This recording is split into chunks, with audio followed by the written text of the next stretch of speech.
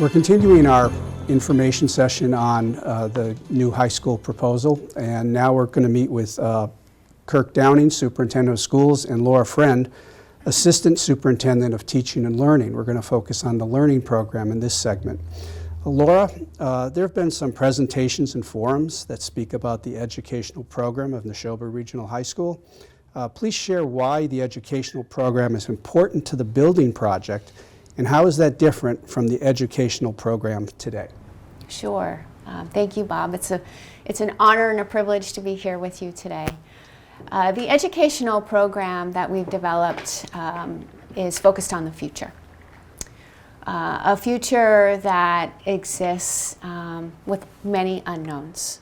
We know that our students are stepping into a world with evolving technologies, global competition, changing economies. And our goal with our educational program is to support our students with a world of unknowns, with the skills and competencies they need to be successful and happy in the 21st century while preparing them with rigorous content.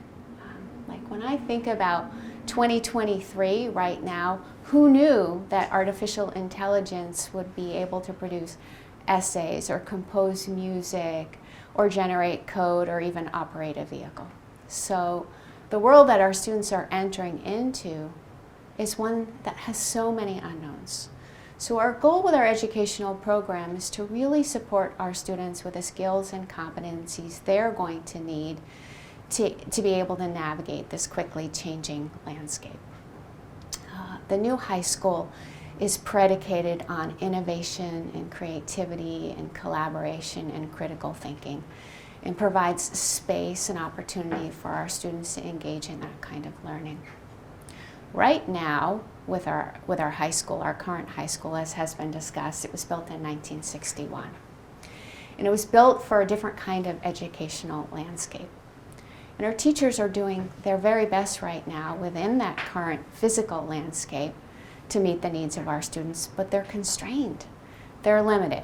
They're limited by the space. They're limited by the infrastructure, and we're limited by our course offerings. Right now, many of our classrooms are structured in rows because our teachers are just confined by the space.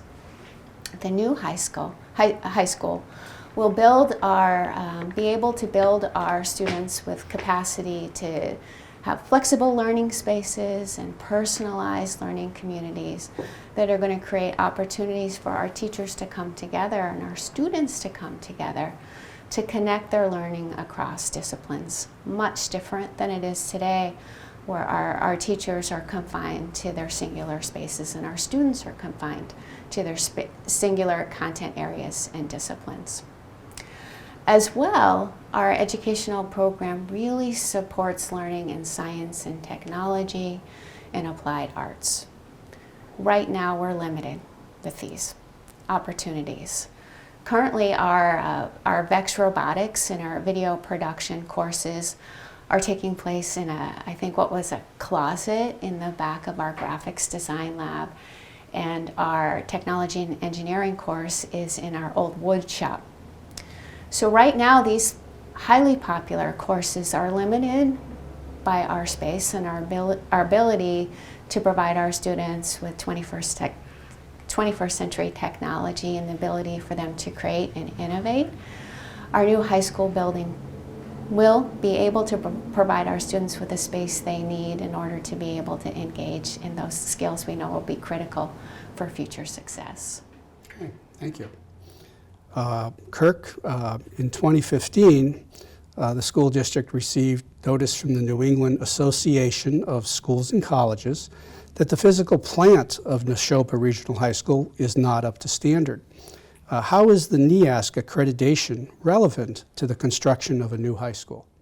Yeah, this is a great question, Bob. And in digging into my research, I learned you were part of a space study group back in 2015 that looked at this, and at the same time, that's when we had our last decennial accreditation from NEASC.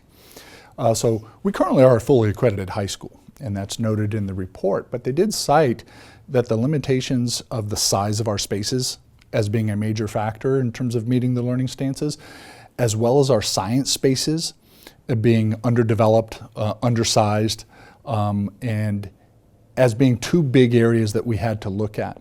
And so NEASC updated their standards in 2020, and in those standards, the fourth element is around the conditions of learning in the building. And if we don't somehow figure out a way to improve those conditions, we're at risk of not meeting that standard, which puts our accreditation at risk. Well, your guess is as good as mine in terms of what would happen if we lost our accreditation. We do know that Nashoba has an excellent reputation amongst schools and colleges for producing graduates that can go on to do various rigorous fields, to get into service, to get into teaching and learning.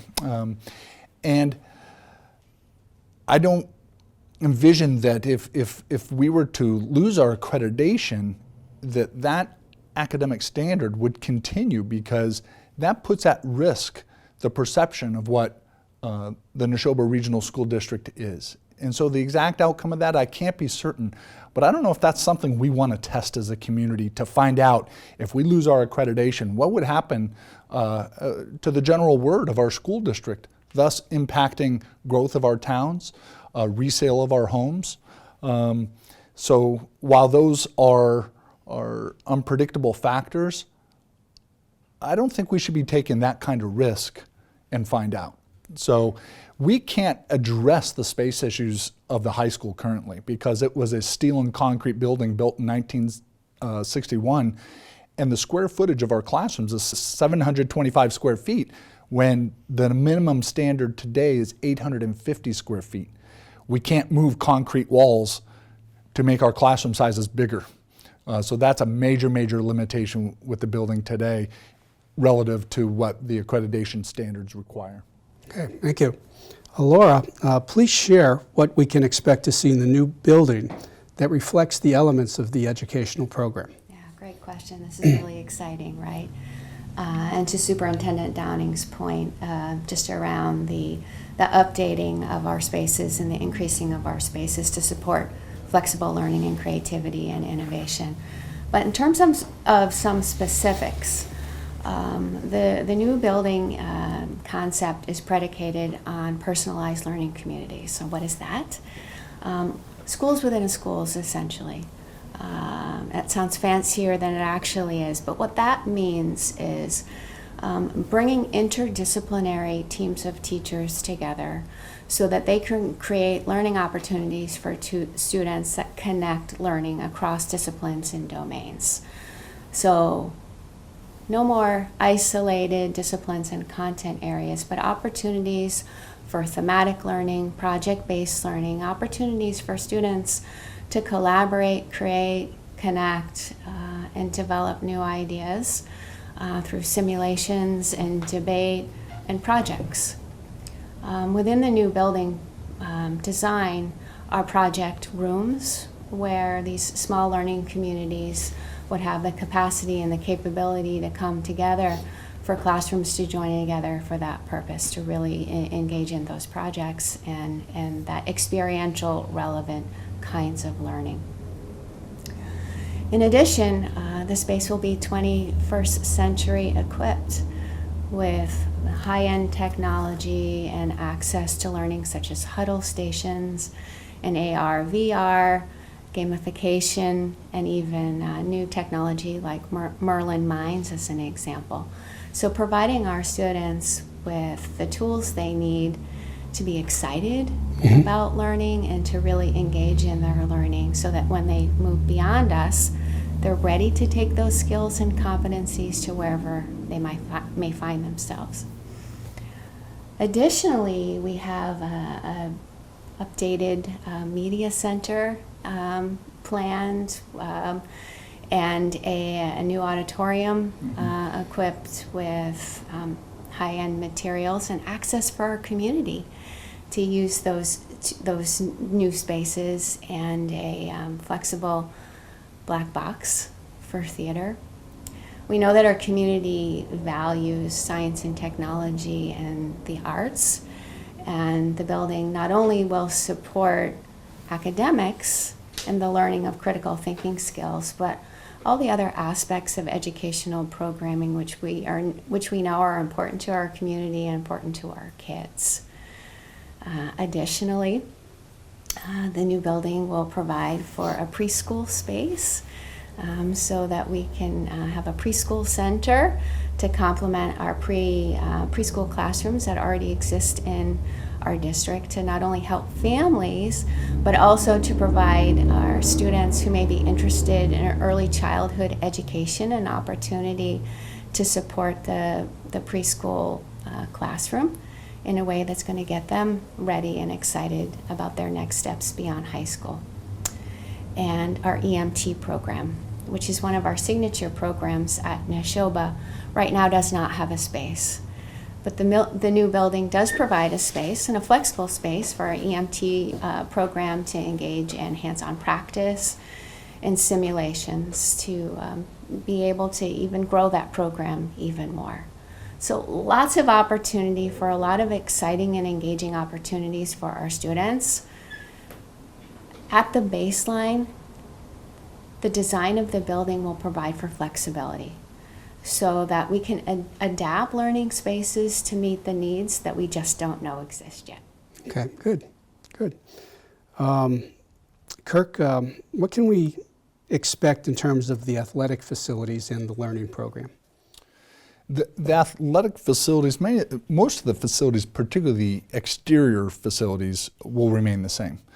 We do know where the placement of the new building would be requires us to move the baseball field. So there'll be a period of time where we have to relocate baseball as that is being constructed. But we will not be disturbing the athletic field with the stadium at all. We will not be disturbing the upper fields. There could be a little bit of disturbance as we determine what the laydown area is for materials, but that's yet to be determined. On the interior, I know we're accustomed to having 2 gym spaces right now.